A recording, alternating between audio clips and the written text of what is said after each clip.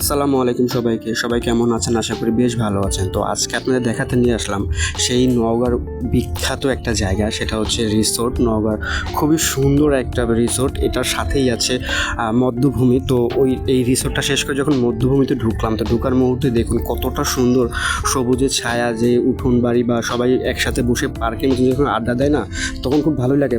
পাঠালয় সব কিছুই আছে এটার ভিতরে, একদম পুরো চোখ জুড়ানো শান্তির মতন অসাধারণ লেগেছে ব্যক্তিগতভাবে। আর দেখুন এখানকার সুন্দর যেই আবহাওয়া, যেরকম পরিবেশ এবং সুন্দর ডিজাইন করা দেয়ালে, সব কিছু নিয়ে অন্যরকম প্রশান্তি একটা পাবেন।